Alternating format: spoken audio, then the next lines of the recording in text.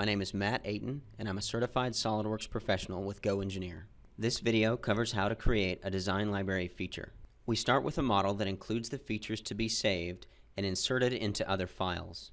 In this case, my color coding helps illustrate. The green features will be included in the design library. The red will not.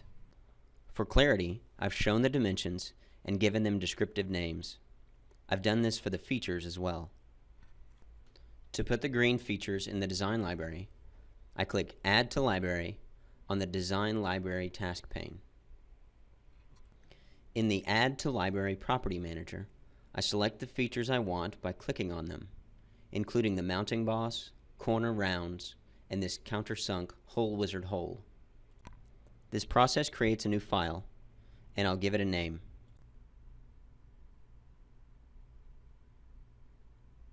I select a location within the design library. In this case, I'll place it in the top level so it's easy to find.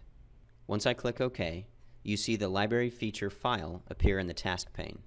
The next step is to modify this file so it acts the way I want when inserted. To do this, I right-click on it and select Open. Though it looks the same as the original, it's actually a different copy that exists in the design library. The initial view when I open it shows the Property Manager. I'll switch to the Feature Manager. Notice the new folders in the tree for references and dimensions. These are a consequence of this being a library feature file. What I'll do now is classify the dimensions. Locating dimensions position the feature on new parts, and these values can be controlled. I've labeled them Edge Standoff 1 and Edge Standoff 2. All I'm doing is holding down the left mouse button and dragging them to the appropriate folder.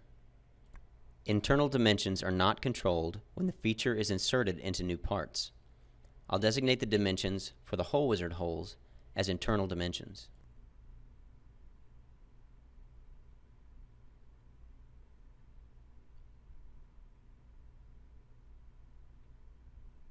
I'll leave the other dimensions where they are. This means they'll be controllable by the user when the feature is inserted.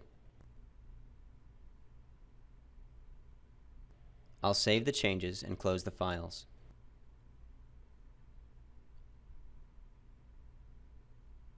It's not necessary to save the original part, so I'll just close it. I'll now insert the library feature onto a simple block to demonstrate its use.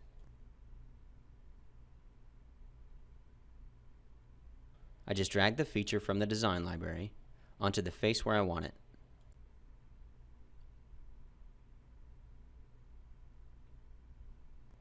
I select the locating edges,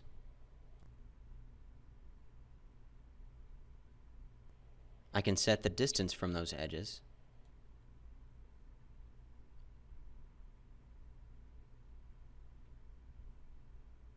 and if I want to change the sizes of these features, then I can override the default values.